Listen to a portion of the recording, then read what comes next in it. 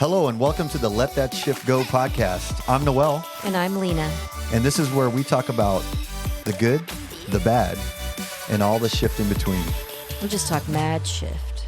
Let's get into it. Hi, Rosie. Hello, Lena. Well, thank you for coming on the Let That Shift Go podcast today. We have a special bonus edition.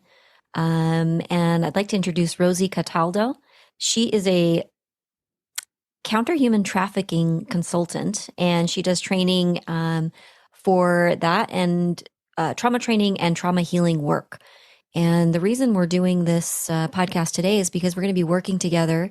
We're going to be presenting a workshop for nurses, for EMS, healthcare workers, social workers, anyone who's actually having to take care of patients, clients, who have been exposed to trauma, whether physical, emotional, abuse, and, victims that, and really talking about the effect that it has on the healthcare providers, social workers, and people who are caring for them, that there is actually something that's called secondary trauma. And so we are going to be doing a workshop in October, on October 28th from 1 to 5 p.m. at Serenity Cove. And we wanted to talk a little bit about this work and kind of invite people in who may find that there be some, exponential value in being able to learn about recognizing secondary trauma within yourself or within your coworkers, and just letting you know there's things that you can do.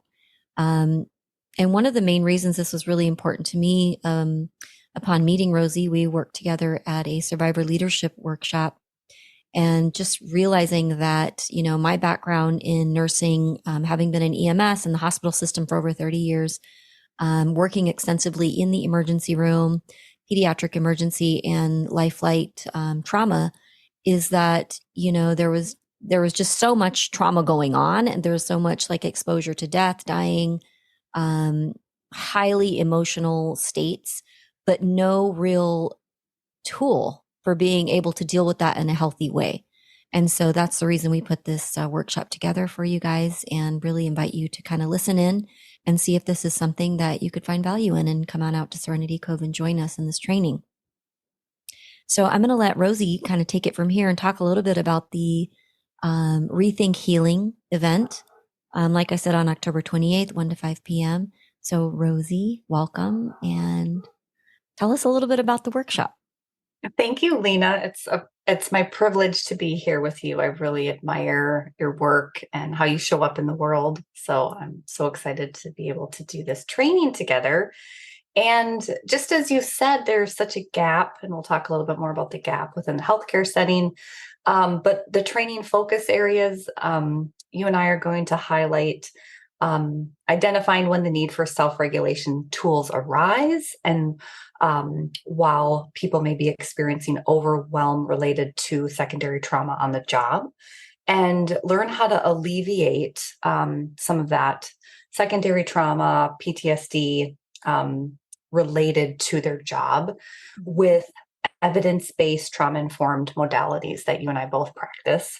Okay. And we really want to teach people how to create a self-care toolkit, because your trauma is as unique as your fingerprint. So no one has your experiences. And I feel like there's no magic bullet that is just going to wipe away the feelings that come with experiencing primary or secondary trauma.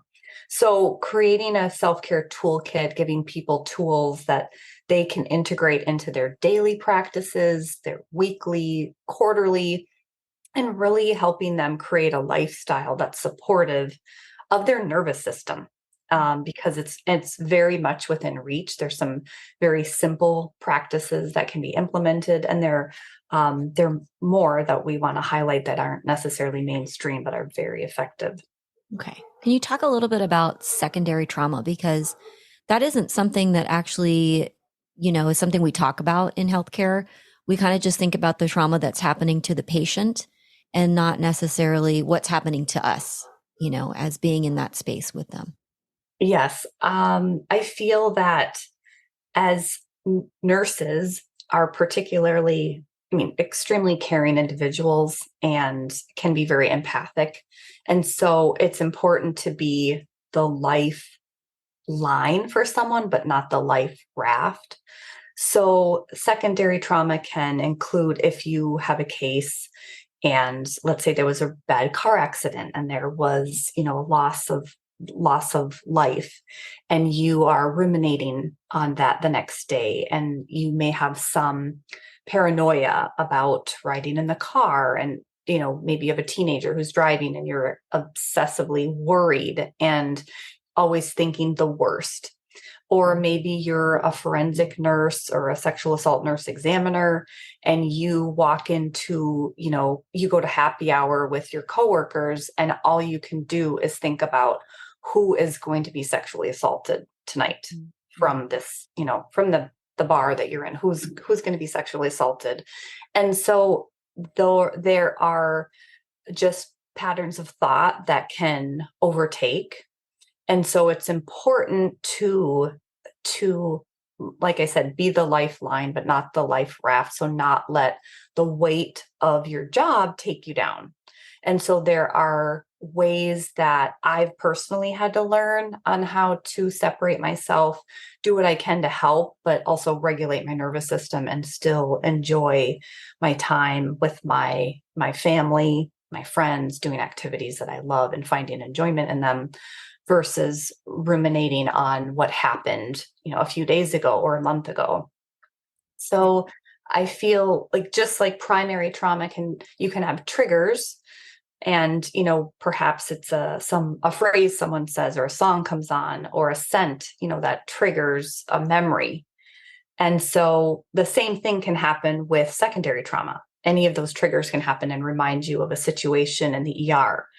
And within the space that I'm in, within the anti-trafficking community, nurses play a critical role in the ER in recognizing potential victims.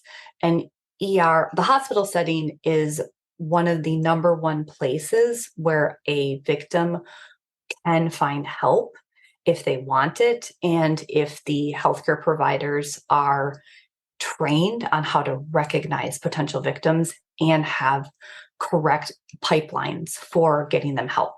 Yeah. So it is, I don't know, I hope I answered your question there, but just from what they see, it can be hard to get that out of their memory bank, and it can impact their own nervous system, and that can impact your health and how you function in the world and how you sleep and how you eat. And there's the gut brain connection. The vagus nerve runs all the way from the base of your brain all the way down to your stomach. And so it's all interconnected. So finding ways for you to show up effectively and do your job, but be able to be a good support, but not take it all on. Yeah. Be able to regulate your own nervous system. Precisely. Outside of there. Yeah. Because there is, it brings up a lot of memories for me, even when you were talking, of having worked in the ER, worked in, Lifelight. And this thing called moral injury is totally a thing. And it can cause burnout, and that's where there's a psychological wound that happens when a person feels they must take actions or witness actions that violate their deeply held moral beliefs, right? So just like you said, coming across someone who's experienced trafficking, but also just being in the midst of severe trauma with families. And it made me think about a time when, we had pediatric trauma and there was, a child that was hit. And I remember I could not drive down a street that had cars parked all along, because it just would put me into such a state of like, at any moment a child could run out. And, I remember I felt bad for my family because I was constantly telling them, like, make sure you're going slow, make sure, it's just, and it was affecting me on the daily at home. And nobody ever really said, well, here's what you can do about it. It's just kind of like, well, that's part of the job. You signed up for this. And that's not necessarily true, that we signed up to just be mentally unhealthy. And, the ways in which we would deal with that were not, it was happy hour, right? It was like, hey, do you guys want to go, meet up and get a drink Like if you were night shift, it was at 7 a.m., because it's like, what else are we going to do with this? We would just co-commiserate. Sometimes there would be a debrief within the system if it was something severe enough to get the attention of administration. But for the most part, you're just kind of left to your own devices on having to find ways to deal with it. Not all of it healthy, I mean, most of it was, let's go to happy hour. Right. And that's the most widespread coping device, is alcohol, and it's the most socially acceptable. So it's not surprising at all. And what did you say was the burnout rate for people working in nursing? 62% experience burnout. That is Yeah. astronomical. And I would say, it's worse during COVID, because you want to talk about stepping outside your moral beliefs of, why you even signed up to be a nurse. That those things were challenged during that time, on top of all the other, regular trauma and things that would come in. 62% of nurses experience burnout, and 35+% of EMS workers are diagnosed with PTSD. So you want to talk about, suicide rate, depression, violence in the home, those kinds of things. Those are a direct result of these things that we're experiencing on the job that are just kind of an expectation of what you do. And so, I mean, I know for me, there was times, I'd call home and I'd be like, just have my glass of wine very full on the table when I get home. And no, I don't want to talk about it because it's too much. But then, days after, or a song would come on, or there's like, something would trigger the memory and I'd be right back in that memory. And it just wasn't a healthy way. I mean, we can say well, you need to exercise and you need to do that. Yeah, sure. But that's not really dealing with and recognizing the fact that there is something very significant going on, and we actually need tools to be able to deal with that, Absolutely. So, yeah, it's something. And one of the things that is suggested for nurses is like rest, right? Nutrition, meditation, exercise, but also to request training, to say to your, the higher ups, the C-suite, like, we need help with this. We need ways to regulate our nervous system and to really deal with the things that we're dealing with. And they are just as important. Absolutely. Yeah. Learning holistic ways to help support yourself and help support your colleagues is just immeasurable. Yeah. And I want to ask you, like, what made you move into this space? Like, what was that shift like for you of, moving into the space of helping in this way? Well, I didn't choose this field. It chose me. Um, I did a complete career shift 6 years ago. Trafficking hit very close to home. Someone in my community who is a friend of mine, her children were trafficked through an in-home nanny.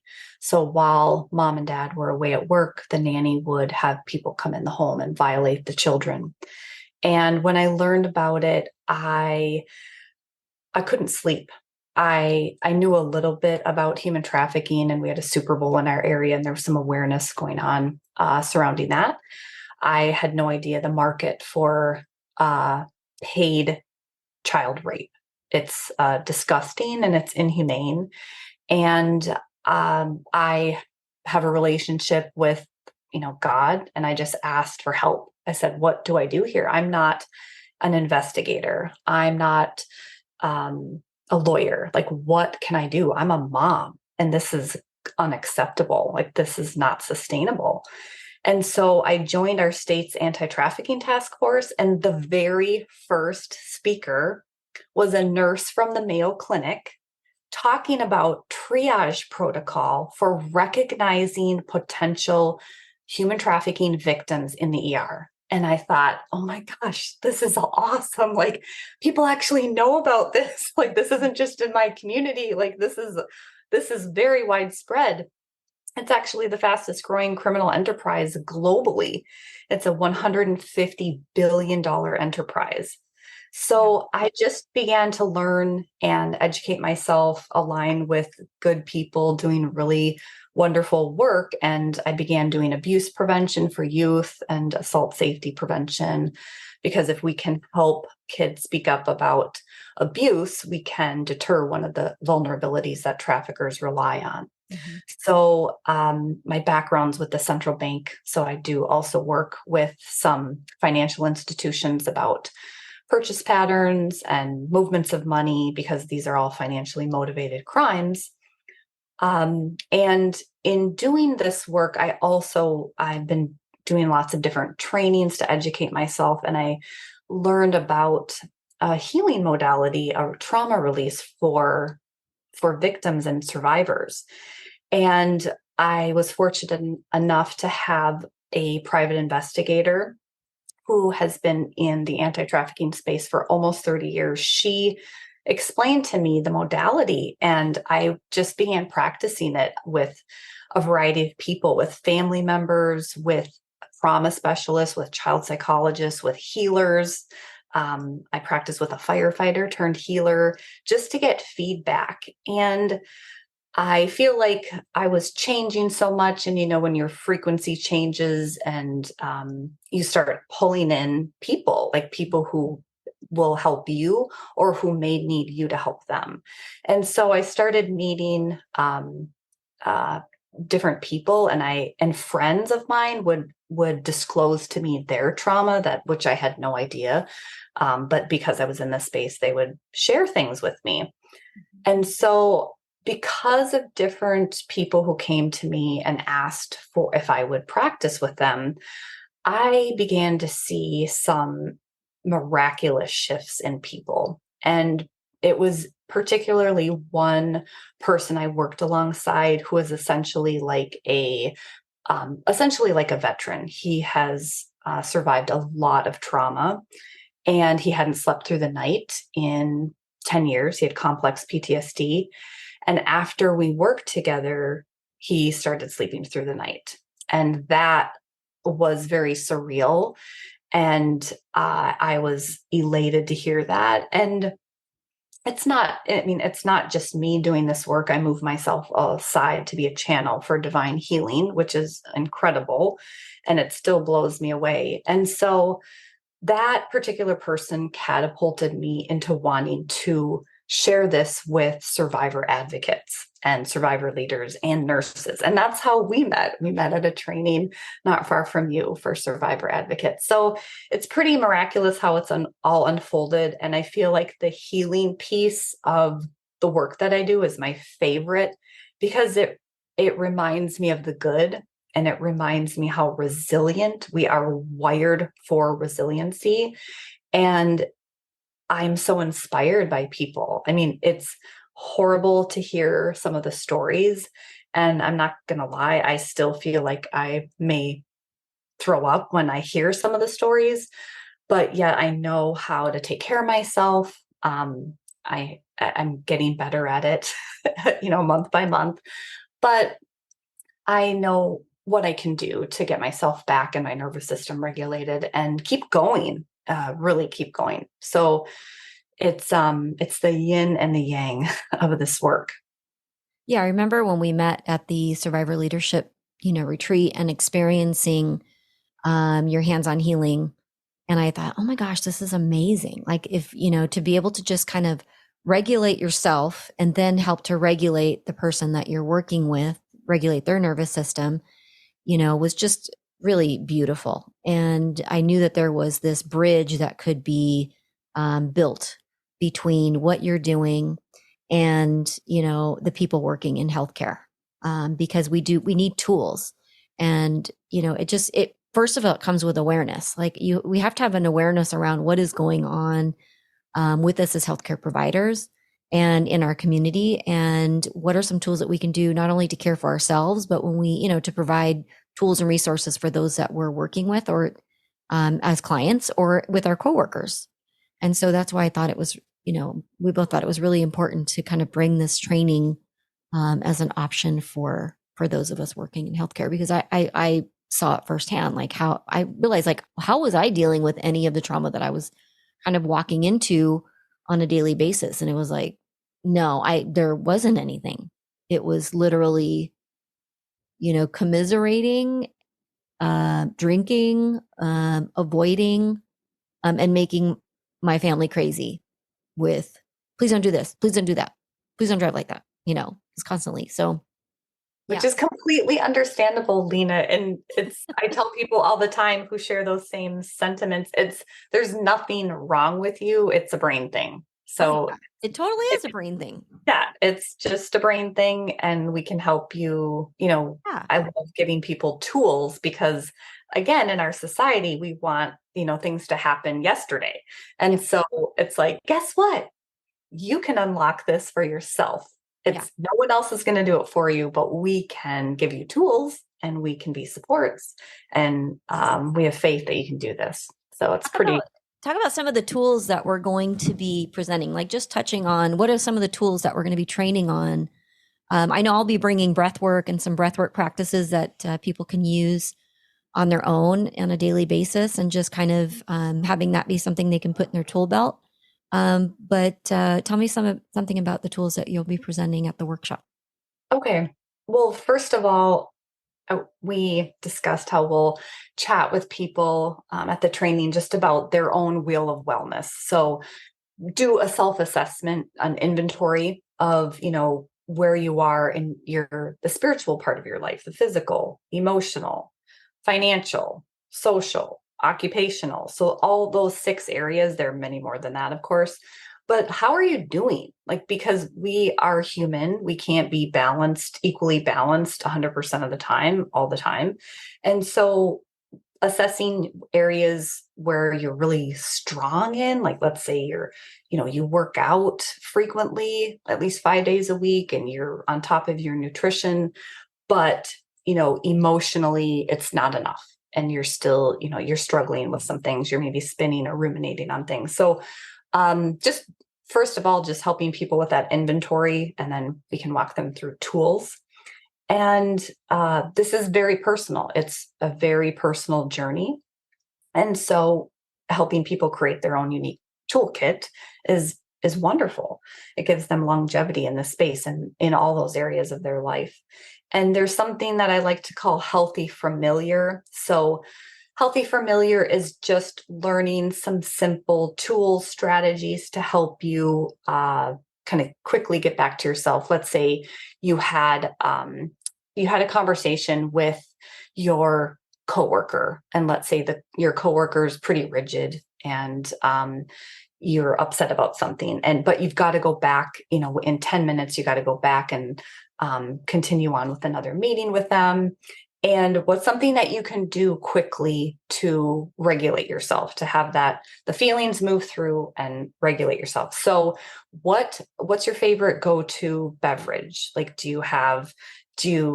like sparkling water and lemonade. That's great for me. Or a favorite latte or tea, just something that you can take a few minutes and, all right, I'm going to go grab this. I'm going to, take a few laps around the hall. If there's space to do that, I can go outside. If you have a favorite blanket, shawl, sweater, I was fortunate enough to have an amazing mom, and sadly she passed away suddenly last year. And she had a shawl on her chair in the family room that I keep with me. And I just love putting that on. So something like that, something special to you, an article of clothing, a blanket that's cool, makes you feel good. Pets are awesome. Animals are highly intuitive, particularly horses. I know that's not easy to do during a Bring work your day. horse to work in the ER. Mostly it was like a monster drink and M&Ms. That was healthy familiar. But yeah, too bad you can't have a back 40, behind the hospital with some animals to go outside and help you calm down. But pets are amazing. I know when in this field, that's something I ask everyone I talk to, from people like you, Lena, to survivors, to investigators, to law enforcement specialists. I ask, what do you do to help? Especially when you're taking on these really tough cases or scenarios. even for the trauma specialists. So I've heard everything from like sitting in a rocking chair can be very helpful, the exercise, nutrition, but the support system. Who do you surround yourself with? I'm sure many of us have heard the phrase, you are the sum of the 5 people you most frequently hang out with. I mean, that the people you associate with really do make an impact on your mental health. And what are you consuming? Do you have the news on all the time? Not a good idea. And what are you reading? What are you watching? So just being aware and again, taking that inventory, because we all go through growth phases, shifts throughout our lives. And not everyone, people are in our lives for a season, a reason, or a lifetime. So being able to discern the people who you hang out with. So that's healthy, familiar, just if it's a drink to help you, if it's an activity that can help you. And it's not wine. Well, that's a sometimes thing, Lena. That's a sometimes thing, and that's personal. But If you're using it as an avoidant, give kombucha a try. It's a little bit healthier. Okay. Yeah. But we're also going to talk about so many self-regulation tools, ranging from yoga, tai chi, breath work, journaling, poetry, art, cold exposure, mantra repetition. Music is an incredible tool for healing. Singing is really a wonderful release. It doesn't matter. I'm a completely average singer, and I'm not ashamed of it. So singing, even creating music, if you like to play an instrument. I know some survivors I have talked to have learned how to play the ukulele. And that's a program to help support survivors. And it's so incredible to hear them say how when I'm playing the ukulele, it's the one time I'm not thinking about what happened to me. So that's the music, and instruments can also be really transformative. So don't forget the simple day-to-day things that you can do, even being in nature, walking outside barefoot, grounding techniques. We're gonna share grounding techniques with our trainees and give them, take away grounding techniques they can use. Yeah. And in addition, when I ask people about what they do to help them in the space, particularly in the anti-exploitation space, also people who have a connection to a higher power fare far better in their healing than people who don't. So it doesn't matter what background that is for you, but having some sort of connection can be very transformative as well for people. So I just wanted to touch on that. Yeah, for sure. For sure. It sounds like we're going to have lots of things for people to go home with. Mm-hmm. How to become aware of, that complex PTSD and secondary trauma, and how to spot it. What are the warning signs that they can spot in themselves and in their colleagues, and how to communicate it, and how to ask for what you need is going to be a big part of it. So yeah, I'm excited. I'm excited too to offer this. And when we met at the training last spring, it was my first group breathwork experience, and I was, no pun intended, blown away by by the whole process. So I'm excited to learn more from you, because that's something that people, it's important to pay attention to, because when you are stressed, or when I'm stressed, I tend to hold my breath. Yeah. And so it's really important to learn how to do it properly and not do too much chest breathing. And oh yeah, I mean, when something scary happens, what do? We hold, or we breathe really shallow. Like okay, and then you're just pushing all of that down into your tissues. And then it turns up to be like, okay, why am I having a panic attack in the middle of Target? Well, because all of that emotion, all that stuff is just stored in the body. And so Yeah, definitely we'll dive into some breath work and how to release some of that from the body, kind of cleansing and clearing, and then how to re-regulate, repattern ourselves. So I think between the two of us with breath work and nature and the tools that you're going to provide and just bringing awareness, I think that this is going to be something really valuable and something I wish I'd had, many, many years ago. So I'm happy to be able to bring this back to my community of nurses and EMS workers. And I'm just really grateful to be able to share that space with you and bring in your healing modalities and to actually experience them for themselves. Oh, thanks, Lena. I'm very excited, and it's a really sacred time because people feel your energy and develop feel comfortable sharing and are vulnerable, and I'm honored by that. And then we can really dig into helping them more Yeah. when they feel comfortable sharing and help them design something that they can take with them Yeah. and like we said, give them longevity in the space. So it's awesome. It's beautiful to see. Yeah. We go into this, industry for a reason. We go in because we want to help and take care of people, but not at the detriment of yourself. And because that's where you can get burnout. Like you can't stay in the space that long if you're not taking care of yourself. And I think coming to something like this, you can bring these tools home for yourself. You can bring them back to your colleagues, into your community, and this can just spread. Yes. And even we'll touch on the healing modality I practice. And Mhm. as I mentioned, saw some incredible shifts with complex PTSD survivors and showing people how that works. And they can pull pieces of it to help with some of their patients as Yeah, well. definitely. Um, so I'm excited about that too. Yeah. I liken it to the healing touch program that a lot of nurses use, to just kind of be able to regulate your own nervous system and theirs just through energy and through touch. So Mhm. I'm excited. So yeah, so it's going to be again on October 28th at Serenity Cove in Temecula, California from 1 to 5 p.m. And so is there anything else you want to say, Rosie? I'm excited to be with you. It'll be great, and I'm excited to meet all the people Yeah, we get to share this really life changing information. absolutely. So check us out at serenitycovetemecula.com, or you can message me or Rosie. We'll have some information in the show notes, and we hope to see you there. Thank you.